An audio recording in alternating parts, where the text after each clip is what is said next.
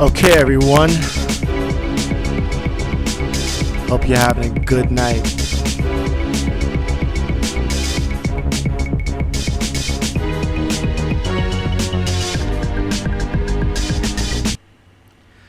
How you doing, everyone? My name is Gary St. Fleur.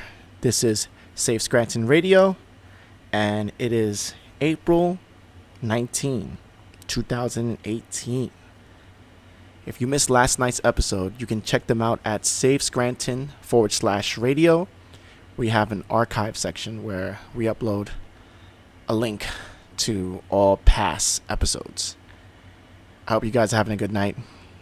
Hold on, it's almost the end of the week. The weekend is almost here. I hear that there's a festival this weekend, I believe on Sunday. It's supposed to be a cannabis festival. Regardless of your feelings about that issue, should probably be an interesting time. I have some colleagues or associates who are going there, so I probably might attend. I'm doing also something the night before on Saturday in Kildare's. I believe the time is 8 o'clock. I will be speaking to a small group of people. If you're interested in attending, please do so. I would love to have your attendance. All right, today we're going to talk about a couple of things that have caught my interests. But mainly we'll talk about some local issues first. The good news, last night's spiel that I gave was about the potential increase of car registrations by the Lackawanna County. The good news is that they didn't do so. Great. But of course, just to give a summary of what I said yesterday, finding new revenues isn't going to come just through raising fees and taxes on the people. The economics aren't there. You know, for those of you who don't know this, Scranton has the same population size as Bethlehem. That's 75,000 people, roughly.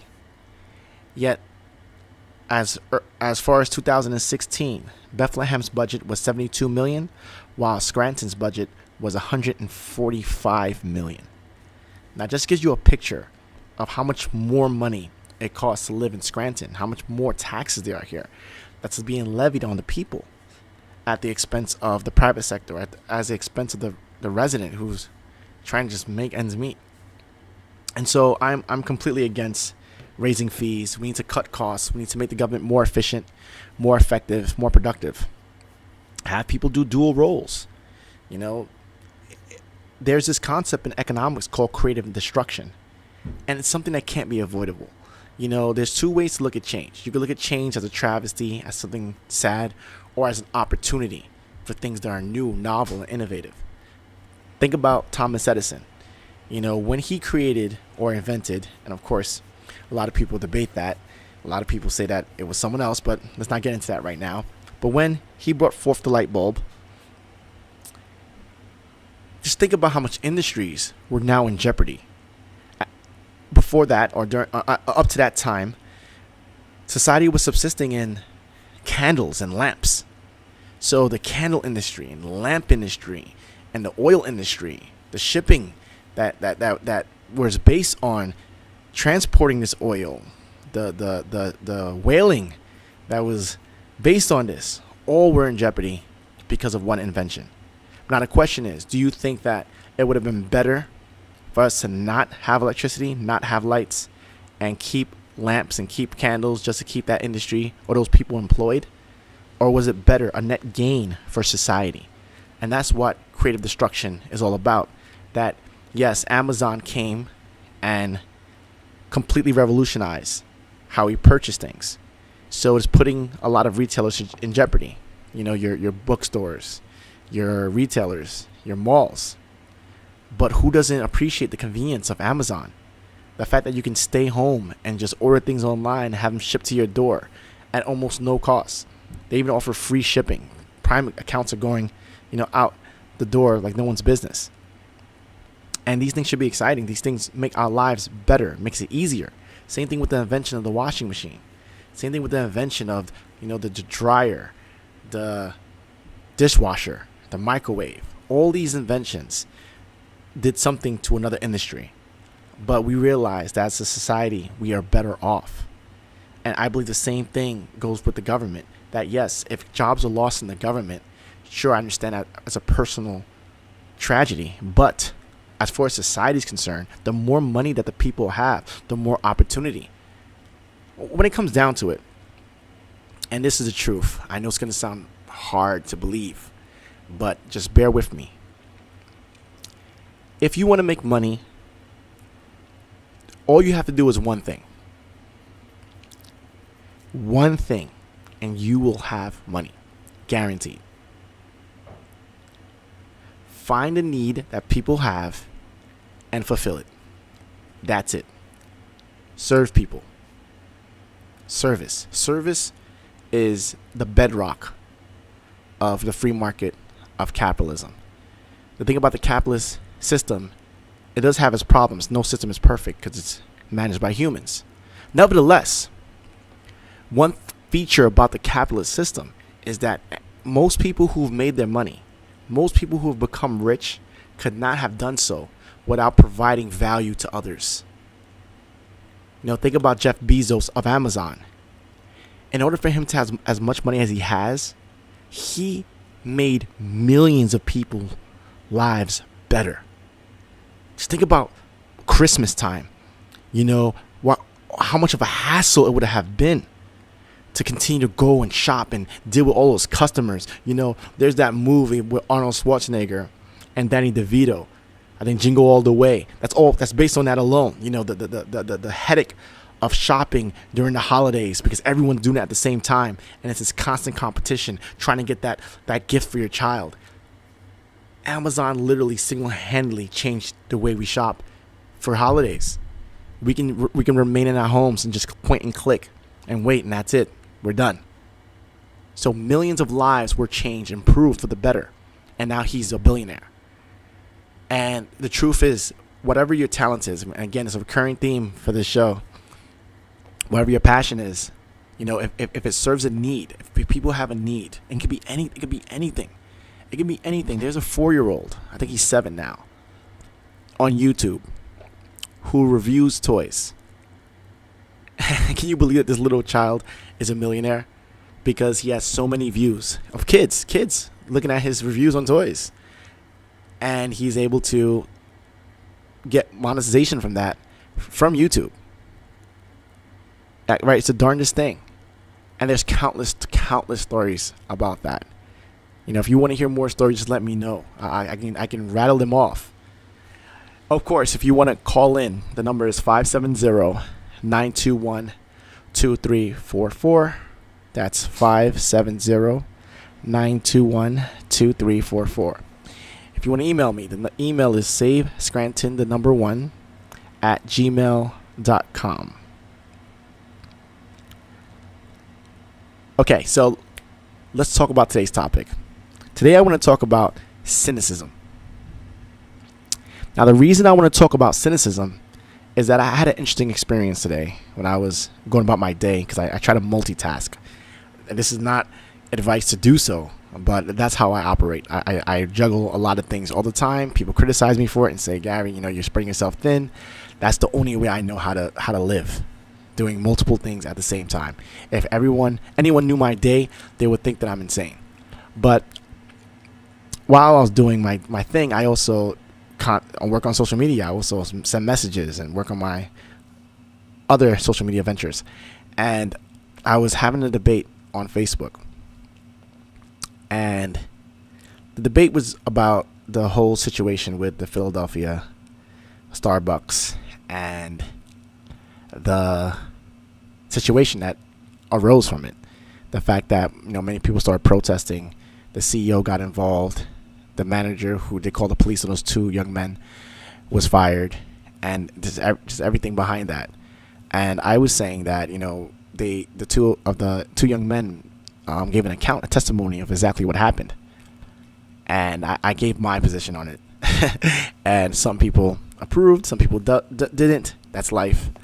But what got to me, though, and maybe I'm seemingly cynical, and that's the thing. For people who know me, I think that my Facebook presentation and who I am personally is probably different you know. And what I mean by that is I might seem a lot more cynical online, even though it's not. It might come across that way because, again, it's words. We don't necessarily have the same tone. 85% of speech is nonverbal. Therefore, if you don't really see the person, you don't hear her voice, hear them, how they come across. It can be seen, a certain way. That's why text is not necessarily the best way to communicate if you want to get your point across. Nevertheless, I was really taken aback by the situation, but also the responses that I had. And it was just reeking of just like, I don't know, a feeling of cynicism. People were like, they almost seemed to suggest that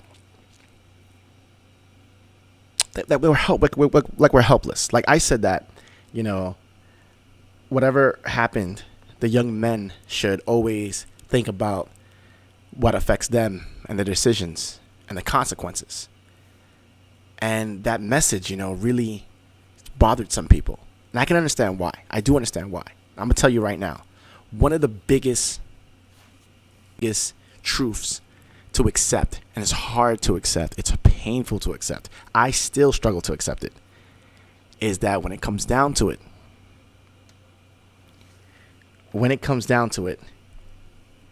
you are responsible for yourself. All right, we have a caller. Hold on. Hello, caller. Hello. Hello? Yes. Do you hear me? Yeah, I can hear you. All right. What do you want to say, caller? Well, I was just listening to the program, and I just wanted to know your take on I got some information here that I'm reading through an article right now, and it says here Starbucks manager who called the cops on black men. They're saying one of the employees said that, who's black, of course, said that the lady demoted me because of my race and targeted non-whites for removal from the store, African-American co-worker claims. What are your thoughts on that? Well, my thoughts is that, first of all, in a court of law, claims of what someone's did is considered hearsay, right? And we have to be very careful about that. Is it true? It's a possibility. Is it 100% true? I do not know. They do have surveillance cameras in these places, I'm sure. Now, if they wanted to make a claim about this, all they would have to do is go through the surveillance footage and see the instances when they did ask people to leave and what color their skins were, right? If you want to make a case that this manager was targeting minorities exclusively, then get the film, like see the instances, get multiple witnesses, not just one, and say yes, this is what she does. She does it all the time. Make a claim. This is the whole situation is public enough, so it says if you have a claim that she did this to you, come forward. And they say, yeah, she did it to me. She did it to me, and they're all minorities. Then that's the case. Then this woman did do that. But here's my issue. Not for the person who works there. That's a whole different situation. She should take that with HR. But if you're an individual, you're fundamentally, and I said this before you called in, you're fundamentally responsible for yourself. And I'm gonna explain why. So a woman came on Facebook and she told me that, Gary, why did you wouldn't say anything? You wouldn't say anything. You just leave. What are you, spineless? And I immediately said to her, like, you obviously don't know me, because anyone who knows me know I'm far from being spineless. I'm in Scranton talking about the Naples all the time. And every show I talk about him and say that the Buffalo crime family controls Scranton. Scranton's corrupt, and I'm gonna make sure everyone knows about it. That's my promise, and I will make through my promises. So that already puts me on the radar, and everyone who knows about the city knows that. But even more than that, the reality is that as an African American or a black person, you have the potential that if you cause a public disturbance, to end up losing your life. That's just the reality. Now, is that right or wrong? Of course it's wrong, but you can spend a tremendous amount of time being upset about that, or you can make decisions. So my position is that I'm going to make a decision. My decision is that I'm not going to let my mother bury me over a cup of coffee. Now, that shouldn't be hard to understand for anyone. That, can you imagine if something like this ends up harming these individuals? They said they were scared for their lives. Imagine if they lost their lives. Because, yeah, sure, as a society, we'll be shocked. But as far as they're concerned personally, they lost the most valuable thing that I would think they have, which is their life. So if your life is on the line, it's not worth it. Leave, write a review, talk about it, contact the media afterwards. But to be there and attempt an altercation over a cup of coffee is simply unwise. I see. So, what would you have done instead? Well, I mentioned it. For me personally, I believe that, again, when it comes down to it, if anything happens to me personally, the only people who are really, really going to affected by it is the people close to me. That's who I think about. My mom, my close friends, my family, etc. So with that said,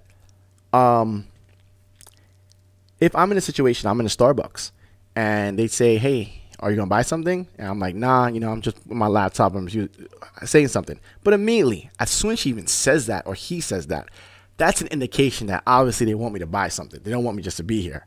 Now, if I look around, let's say I look around and I say, hey, other people are here, but they're picking me. They're unfairly picking me to buy something. Now I have a choice. I could buy something and just deal with it and move on with my life, because this is minute and life is too short to try to fight everything. 2, I could just leave and say, I don't appreciate how they treated me. I'm leaving.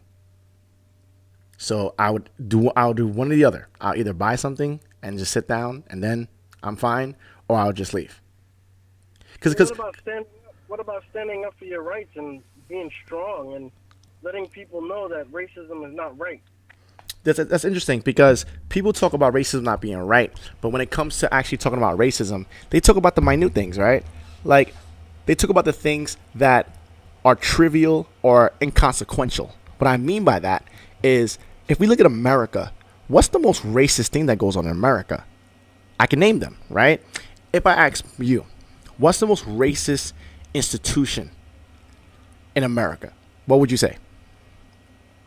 The criminal justice system. Okay. Yeah. But I would say that's probably number 2. Okay, what would you say is number 1? Hollywood. Why? Oh, because Hollywood, and this is fascinating to me because few people really think about it, but once I explain it, you'll say, yeah, that's true. I said Hollywood is the most blatantly racist thing in our society. And here's the proof. Hollywood, right? When you're on a set, everything is fake. The set is fake. The actors are fake. The actresses are fake. They're acting. Some of them have plastic surgery, so even their looks are fake. The story is fake. Someone wrote it. Everything is fake. The location is fake. Sometimes they say they're in New York City, but they're actually in a set in California. Everything is fake. But you know what's real? The prejudice and the stereotype. So what happens is that everything is fake, right? So it's like, hey, can I play the president? Nah, you black, so you got to pay the thief or the robber. Hey, can I play the president? No, you're Mexican, so you got to play the help and you can't speak English. Hey, can I play the president? What about Morgan Freeman? He played the president, and I believe it was Olympus Falling. Yeah. Yeah, how common is that? What's more likely? For a black person to play the president, or a black person to play a thief, a criminal, or someone to that effect? And we're talking about not just movies, but in TV also. What's more likely? Because there have been studies about this.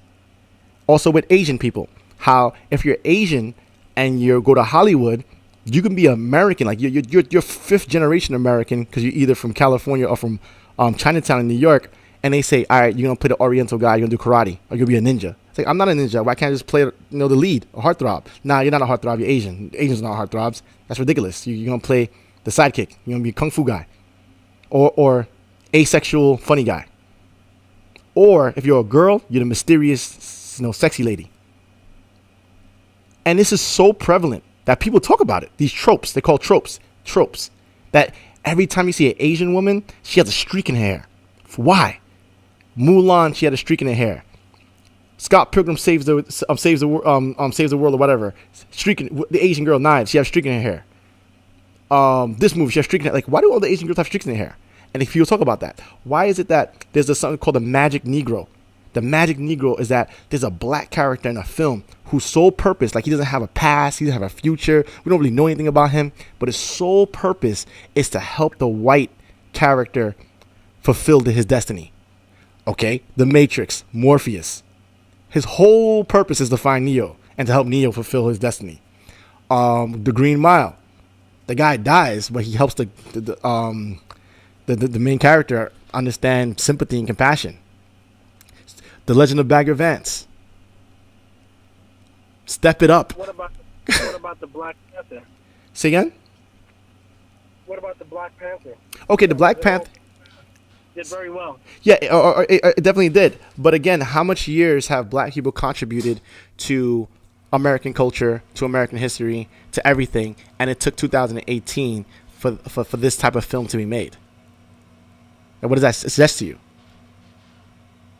There were black movies in the past. This is not the first one. Yeah, but what kind of black movies? Shaft, funny movies. Like again, we know this, right? Like, we know this, that something like Game of Thrones. If you watch Game of Thrones and you see the setup, so there's dragons in Game of Thrones, there's zombies, there are White Walkers, there's witches, there's demons, there's everything. You know what there isn't in Game of Thrones? Strong minority characters. And they say, yes, there was that guy with that bow. He got his head crushed, bro. He got his head crushed. And there's another minority character who's a eunuch. There's another minority character, a woman who's a slave. And it's like, hold on. You mean to tell me out of the whole movie, the only characters that you have that are minorities are either slaves, don't have balls, or got their head crushed? It's like, yeah. But that's a coincidence. Even though they sit there in studios, they sit there in rooms and come up with the plot and everything. So it means a coincidence that when they say, hey, man, how about I have a black king? And they're like, nah. That's unrealistic. Nah. Come on. Why would you do that? Let's have a black eunuch. So again, my position is that I don't mind, because my thing is like, yes, Hollywood is a white dominated institution. I think America's a white country. So from my thought process, I'm like, yeah, it makes perfect sense that Hollywood will predominantly white.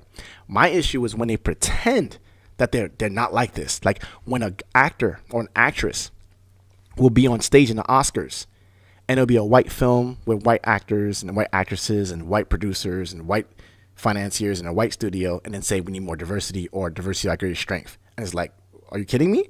And you even see the crowd. They always pan the cameras on those 5 black actors that are always there, like a Morgan Freeman, a Don Cheadle, a Denzel Washington, and maybe someone else, and that's it. And it's like, dude, you guys not diverse like that. But I don't mind. Like I could care less personally, because I'm like, this is theirs. It's theirs. If you have an issue with it, you should create your own or do your own thing. You have means to do so. You have Netflix, you have YouTube, you have many avenues now to democratize the situation where you can get your art out there. So if Hollywood is not going to showcase what you have to offer, do your own thing. I mean, look at Bollywood. Look at the fact that Africa has its own budding industry. Look at Latin America. Like, they have their whole entertainment industry to themselves. So I think that a lot of people can do the same thing. Just look at Hong Kong. Hong Kong has, again, same thing. But the fact that to pretend that Hollywood doesn't reinforce prejudice and stereotypes is absurd. Now the question is, why don't we do anything about it? We're here getting upset at Starbucks, but we'll still watch Game of Thrones. We'll still watch, on Netflix. We'll still watch our Hulu. We'll still watch shows that reinforce stereotypes. Because at the end of the day, we're not really against racism like that. Because there are different categories of racism, and we need to accept that. There's, I believe, preferential racism, where we prefer certain things. Like, I don't like a certain characteristics of certain people based on, like, something like that. Like, some people won't date outside certain ethnicities as a preference, right? It's preferential racism. I don't think that's an issue, though. I think someone's at their right. If they don't want to date with someone, that's their business. We shouldn't criticize someone for that. If a white person doesn't want to date a black person, and vice versa, as their business. My issue is when it's categorical racism, where it's like, I'm going to treat a whole category of ethnicities or races a certain way. Now, that's an issue. Now the question is, we do that. This happens a lot in certain instances in our society. Hollywood is one of them. Like you said, the prison industrial complex is another one where the drug laws unfairly target minorities. And we know this, but we don't do anything about it. There's 50% of the population in prison right now are non-violent drug offenders. And we sleep comfortably at night, knowing this, while they're in their cells, wondering like, hold on. I'm reading this legal book and I'm supposed to have some representation. Like, how can I be in prison and I had just a bag of weed or something like that? What's going on? I'm writing letters to congressmen and to statesmen and to advocacy groups, and nothing's happened. I'm still in prison. What's going on? And you turn on the television and you find out what the people are really concerned about, what they're getting irate about. Someone was in Starbucks who didn't order a cup of coffee, and he got arrested. Now, if that was me, I probably would think about killing myself, because that would be wild. That's like, I'm in a cell for like dubious crimes. I didn't hurt anyone in my entire life, and my whole life is over. And the reason why society is not championing my cause is because their attention or focus on two young men who are not in prison, who are not in danger, who had an option to buy something or leave, but chose to remain and then get into an altercation.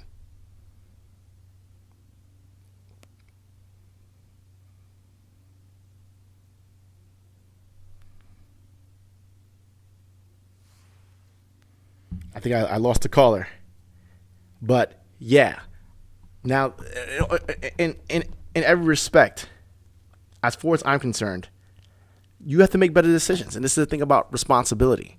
And it's hard. It's true. It's hard because we feel the notion of unfairness.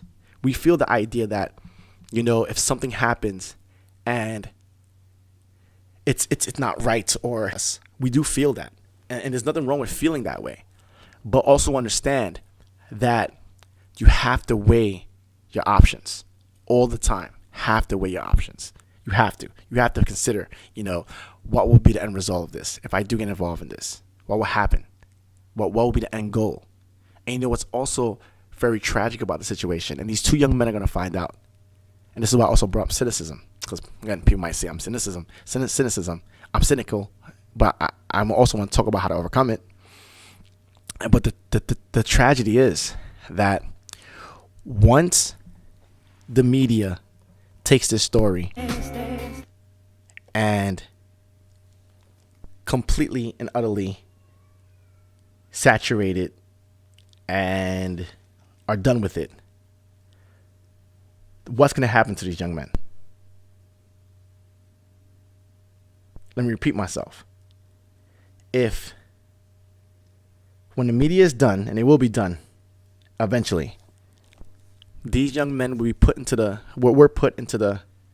front of the nation.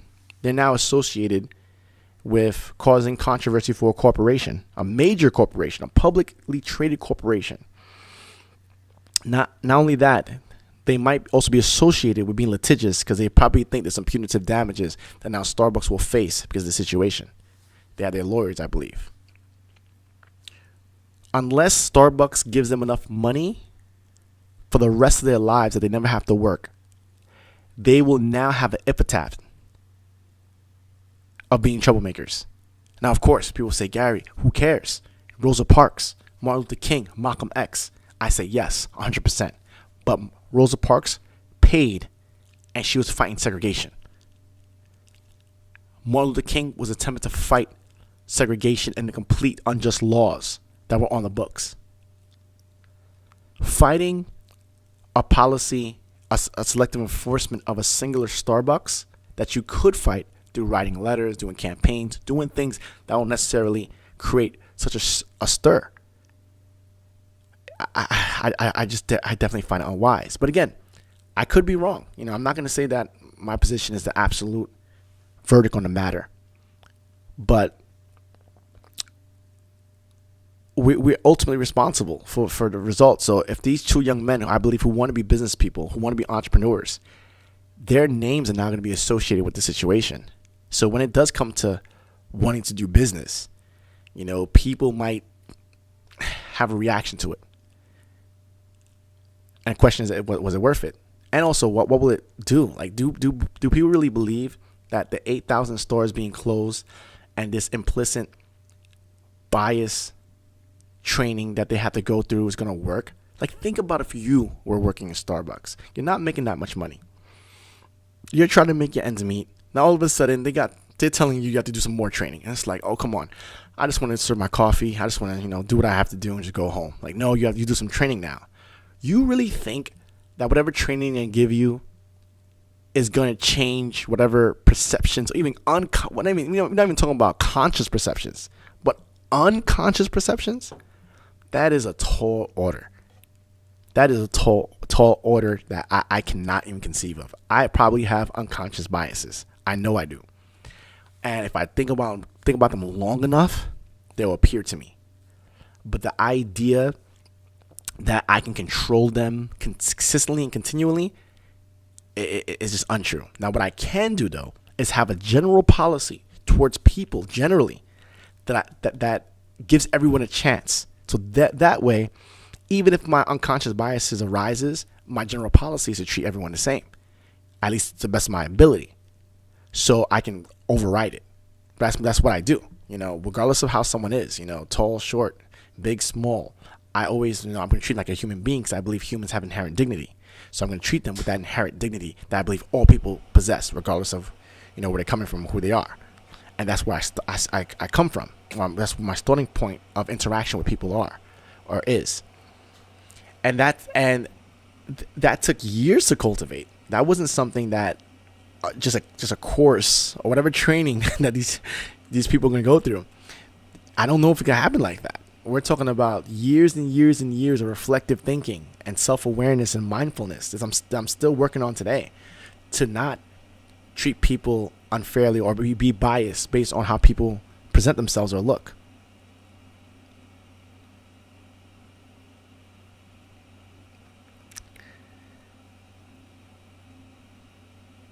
Yeah, I didn't even expect to talk about this topic for so long. I actually really want to talk about this notion of, when it comes down to it, really think about it. When it comes down to it, there are two ways to look at the world. And I know this is very simplistic. There might be some gradients in between, but really consider this. There are two ways to look at the world. You could look at the world in which whatever happens to you or whatever you involve in, you're responsible for it. And I know it's an extreme way to look at the world, because as far as you're concerned, that's impossible. It's not possible for me to be responsible for everything or anything or all the things that happen to me, because you probably can think to yourself of countless things. But I would say no. That is a better way to view the world. But then there's another way to view the world, that there's some things that I'm responsible for, and there's other things that I'm not, and I can't control. And I say no. That you're changing yourself, and you're underserving yourself when you think that way. And this is why. Once you start thinking in terms of everything's my responsibility, of what can I do, it empowers you. It puts the situation in your command. And what I mean by that, let's think about the most uncontrollable thing, like your car breaking down, right? So you can't control that. What you can control, though, is making sure your car has proper maintenance regularly, that if it's not up to par, that you can put money aside to get a better car, that you can make the proper repairs on it, so that's it's running up to par. That you also have other means to travel if your car breaks down, such as AAA, or a friend you can call, or even Uber. Now, if you have all these things at your disposal, you have AAA, you have Uber, you have friends on call to help you if need be. If your car breaks down, you can still now take control of the situation and not let it ruin your plans or do whatever happens to you. I think the worst thing you can do is feel helpless and say, "Oh, there's nothing I can do about it." But it's not true. I think the human story is one of overcoming adversity. We all have adversity that we have to overcome, and it's different for all of us. I think all of our arcs and our story is different, but we all have that arc. We all have that thing that we must overcome to be our best versions of ourselves. And that's the only way to do that is for us to take responsibility for our lives. And as outrageous as it sounds, because it does sound outrageous on the surface of it, that think about your love life. Like, I have friends who will complain about being single. They'll say, whatever reasons, and there's probably a myriad of reasons. You have articles written about it. Cosmo talks about it. GQ talks about it. Men's Health talk about it. They talk about it repeatedly. Wow. Sorry about that. Hope I don't get sued. Yeah. And what happens is that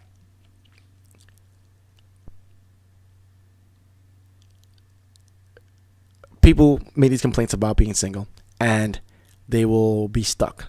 Right? They'll be stuck and say, I'm single. I tried. It didn't work. I'm giving up. And my suggestion will always be, it's like, how much effort, how much of your attention have you given to it?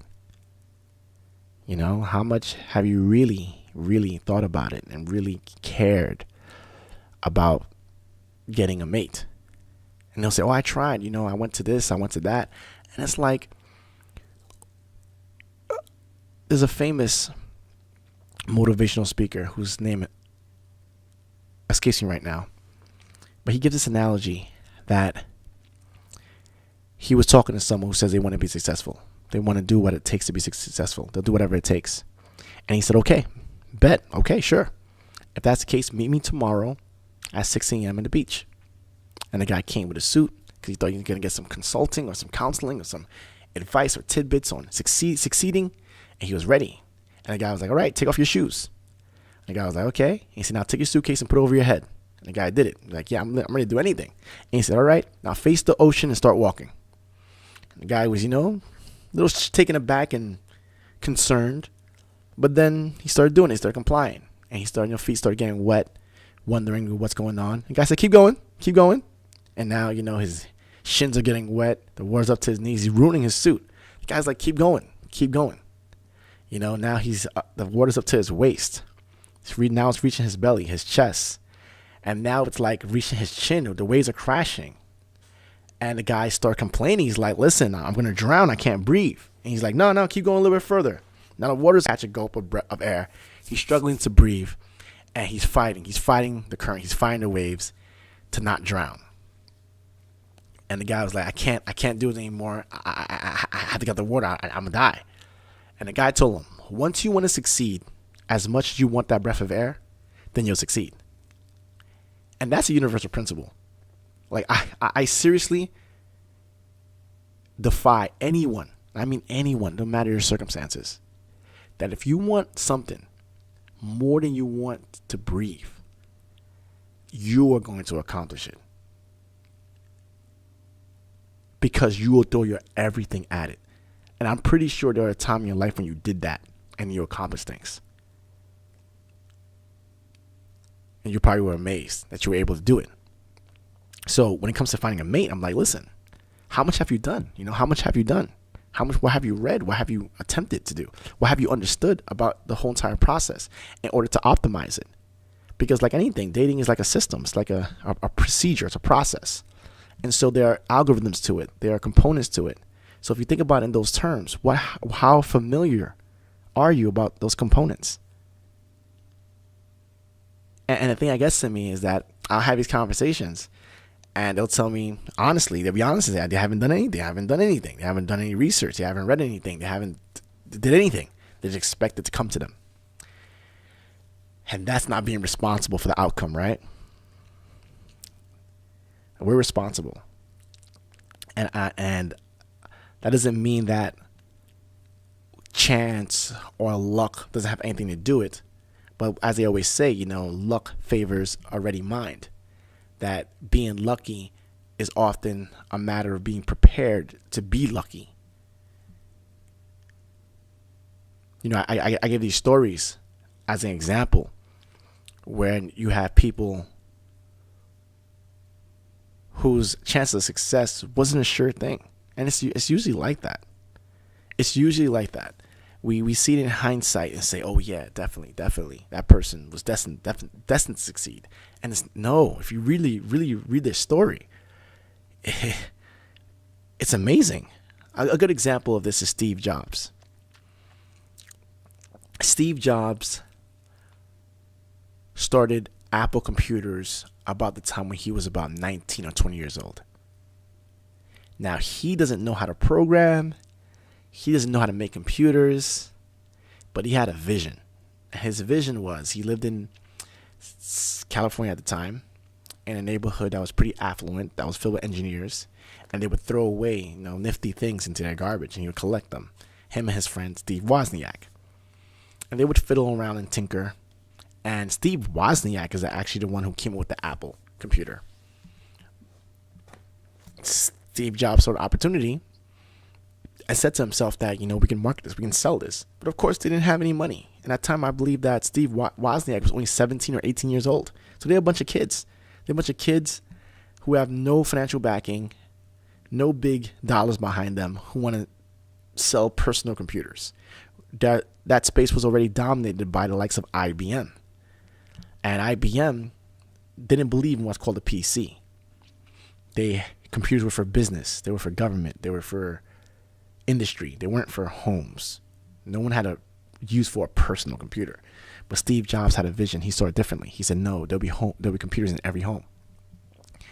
And so he came up with an idea. His idea was that he would go to stores, to computer stores or hardware stores, electronic stores. He would show them the presentation of the Apple I and get orders, get them to pay up front, and then use that money to make it in order to sell to them, because he didn't have the inventory. And it worked. That's the beginnings of what we know as Apple today. And from there, he created the Apple II, then the Macintosh. Company becomes a $1 billion enterprise. But guess what happens? One of his computers, I believe the Macintosh 2, didn't do so well. And his board of directors fires him from his own company. Now, you would have thought the guy is done. He's done, right? He's fired from his own company. People think that he's difficult to work with. He's hard to work with. He has no hope. Everything is done. Apple was doing its own thing, failing in the marketplace, getting beat out by Windows, getting beat out by the likes of Dell, HP, everyone. And so this happens for almost a decade. And they didn't necessarily even invite Steve Jobs back. What Steve Jobs did is create two other companies. He created Pixar, and he also created Next Computers. Now, when he created Next Computers, he thought that high-end computers for the personal computing market would be a thing. People thought he was crazy. And these computers, had great hardware, great video cards, great sound systems. It would be used for video editing, for sound engineering, for all kinds of things that he thought people would do in their homes. And it didn't necessarily sell well enough. But Apple did sort of potential and bought out that company. So now Steve Jobs is back working for Apple, and they make him CEO. He takes the the hardware that's in the Next Computers. And that was the actual basis for the iMac. Now, for those of you who don't know what the iMac is, the iMac was this crazy looking computer that was clear. You can see through it. It looked nifty. You just open it from the box and it's ready to go. Here's the interesting thing, though. He didn't believe that the computer would sell because of its hardware. He said that people aren't technology savvy. They don't really care about those things. What they care about is style. And so he wanted the computer to look good, which is very counterintuitive in a technological space. Because up till then, if you know anything about computers back then, they were boxy. They were boxes, Gateway, Dell, compact, boxy contraptions. You just had them, you used them. Then comes this cool, stylish looking computer, the iMac, with the tagline, think different, that all the revolutionaries and the rebels of the past, this is the rebels computer. This is the people of independent thinkers. It does well. His next greatest leap was the iPod, right? That he's making a digital player. And at that time, there was those MP3 players from Zune, which is my Microsoft and others, that didn't do so well. But then his iPod comes out. That's also very stylish and fun to use, easy to use, and also holds a lot of music. It does amazing. Then the next stroke of genius, the thing that sent this guy over the edge, was the iPhone, which I believe is perhaps the greatest invention within the century. Right? I'm not within this century because we just started, but within the past 100 years, yes, that's the greatest invention. That has changed so much for our society. We don't even realize it.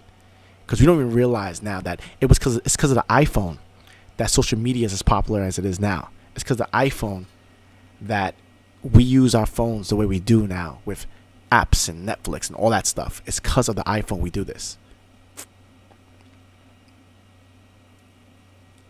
And what that story tells me is that the power of ideas, the power of, like he says, thinking different, it's a thing unto itself. And that regardless of whatever you're going through, regardless of whatever happens, I really believe that if you tap into that, ability to think differently, ability to be creative, which I believe is our real divine potential, you can make changes. You can change things.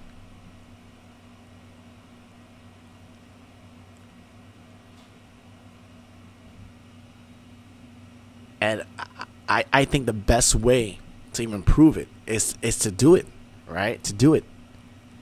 To go out and do something. Follow your passion. Try something new. Get a competence and a skill that you didn't have before. And you'll amaze yourself. Like, wow, I didn't know how to do that before, but now I'm good at it. Now I can teach others. Now I can even build on it. And now do different things. And it all stems back to the same thing about being responsible.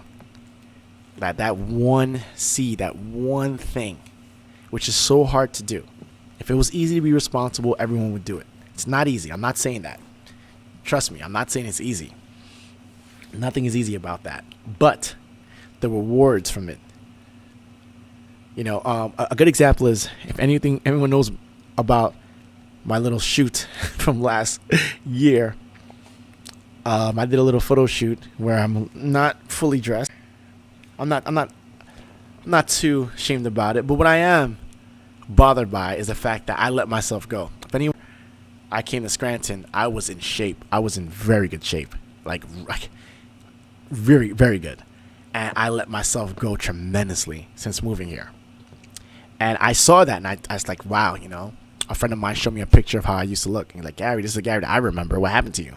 I was like, wow, I didn't realize that I felt that bad. And it's hard to see it sometimes. But seeing that contrast, the old picture to the new picture that I had, I felt convicted. And ever since then, I've been in the gym vigorously, like almost every day. And I'm now at the cusp of being back in shape of how I was back when I was in New York City.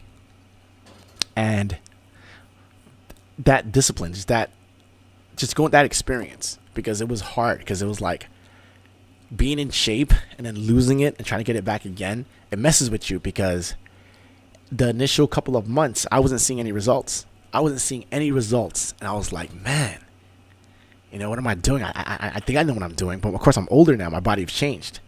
I'm not as young. My metabolism is not as quick as I used to be.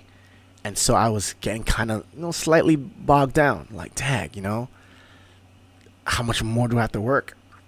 But what I did say to myself and solace myself with is the fact that I want this. I want to be back to where I was before. I want it. And I'm going to do what it takes. And so I stuck with it. Now I have no, if I needed to take my shirt off, I wouldn't be worried about it. But I'm getting there. I upped my protein intake. I increased the amount of resistance that I have, lifting those weights, and I'm getting results, like, to the point where my abs are not visible, which is like a big accomplishment for me because they weren't before. And now that they are, I'm like, yeah, okay, I'm slowly at where I used to be. But this goes to show. I know a lot of people probably, especially in America, I think 2/3 of us are out of shape. And I I swear by going to the gym and getting into shape. Not just because of vanity, but because of your health and because of what the process, I believe, teaches you. Because it's instructive of life. What it teaches you when you go out and you work out and you work out hard, you do it the proper way. You lift those weights. You exercise. Hold on, I'm getting a call. Hello, you're on the air. Hello? Hello? All right, this person doesn't hear me. Okay, anyway, the process of working out is instructive of life because you learn that in order to reach another level, I have to push myself. I have to push myself past my limits because hypertrophy, which is muscular growth, only really happens in the last 2 reps, right? So you have to push yourself to the point where you're struggling in the last 2 reps and making it. And that requires strength, not just physical but mental, because you do want to give up. A slight part of you wants to give up, but you power through it. And that, again, just like the analogies that I've given prior to this one, that's what everything you want to do. Nothing's going to be easy. And I think we kind of seek that, even I do, that we would like things to be easy. We would be better off if things were easy. But I think a better perspective will always be, if what you want is worthwhile, it shouldn't matter whether it's easy or hard to obtain. If it's worthwhile, it's worthwhile. You should go after it. And whether it's easy or hard, whatever, just deal with it. And now I have this mindset where I expect things to be hard. I expect things to be hard. And that attitude or mindset just preps me. Like, it steals me before I even do anything. Because now I already had the idea that, it's not going to be easy. So if I don't get the results that I want initially, I expect that. I'm just going to work harder. I'm just going to do more. I'm going to troubleshoot and find out what's going on and see how can I improve. And when you have that, position or thought process, it's a lot easier to start achieving, results and doing what you want to do. But again, it all stems back from that basis and foundation of responsibility. Now we're winding up in this broadcast. We have about 7 minutes. All of you are awesome and great. I'm thank you for that caller for calling in. That was a very great question, and I completely understand. I do understand this notion that we want to attempt to rectify the things that happen outside of us. But I tend to think, how much can we change that we don't have direct control over? Like as an African American male, and this is probably an unusual way to think, I always say to people that racism doesn't bother me. And they're like, why? Don't you think it's unright? Don't you think it's unfair if people are racist? Don't you think it's wrong? I said, sure. I think all those things. But what can I do about it? What can I do except be the best? Now, if I'm the best person that I can be, and that's still not acceptable for someone because of the color of my skin, what else can I do about it?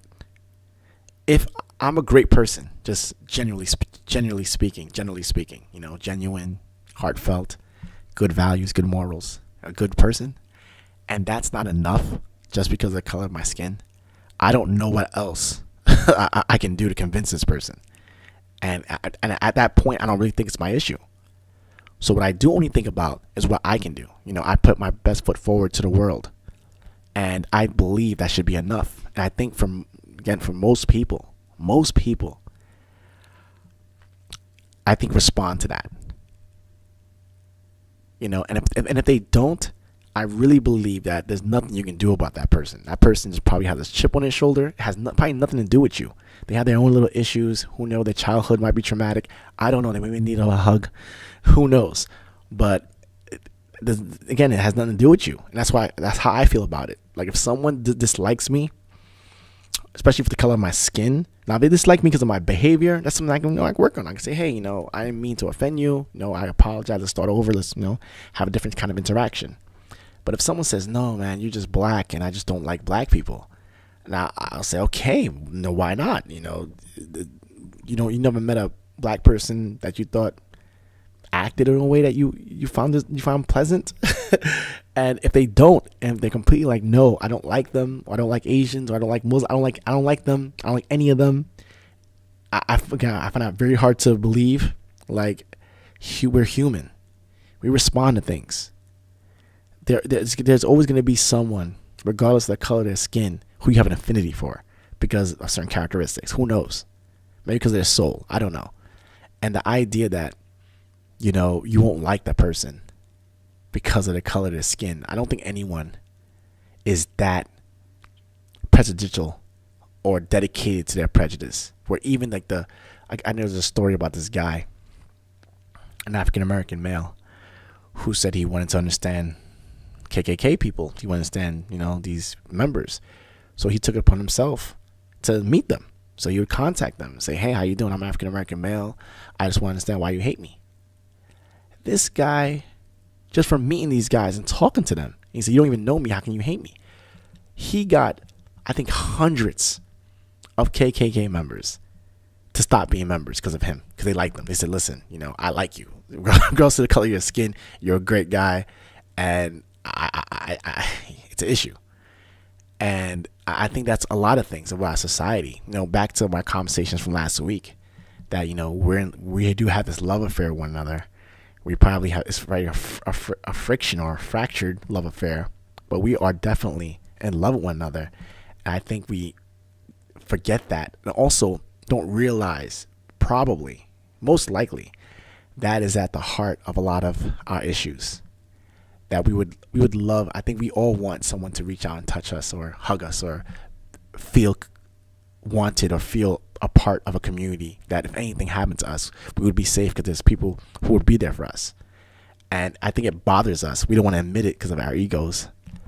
If that's not the case, right? We don't want to admit that we need other people, that we're vulnerable, that we're not, this island and this independent person, that we do want companionship, not just romantically, but just camaraderie. And I think a lot of the issues in our society is reflective of that. Is reflective of the fact that the deep issues like loneliness, insecurity, vulnerability, just lack of stability or self-esteem, just believing that you're empowered or capable, and instead of not dealing with that, it's suppressed and it manifests itself in probably aggression or prejudice or hatred. That's how I view it. I always think that if someone hates me who doesn't even know me, it's not me who they hate, right? It's not about me because they don't even know me. They're hating something. And it oftentimes, I think it has something to do with their personal life. I actually believe that too, that, if something upsets me, it doesn't have to do with the thing that upsets me. It has to do with me personally. Something about something that happened to me, or something I'm holding on to, something that's in the recesses of my mind that's triggering me. And I need to get to the root of that, because as long as, certain things weigh on you, they kind of block your ability to just freely do what you want to do, because it's like you're hanging on to these burdens, to these loads. And one big thing, and I want to end with this one, and this is probably harder to do than a responsibility thing. Like what I'm about to say makes taking responsibility for everything sounds like a cakewalk. And we'll talk about that tomorrow night. Okay, I just want to thank everyone for tuning in tonight. I want to say have a wonderful night. God bless you. Tomorrow's Friday. I heard the forecast says that the weather's going to be slightly better or getting better, and that's good. If you're coming out to that event on Saturday, I believe it's at 8 o'clock at Kildare's. I will be there, and I'll be happy to see you. I had a wonderful time as always. I hope that you appreciate this broadcast. I hope you share it with other people and that you benefited from this. Have a wonderful night. God bless. Follow your passions. You're special. Take care. Goodbye.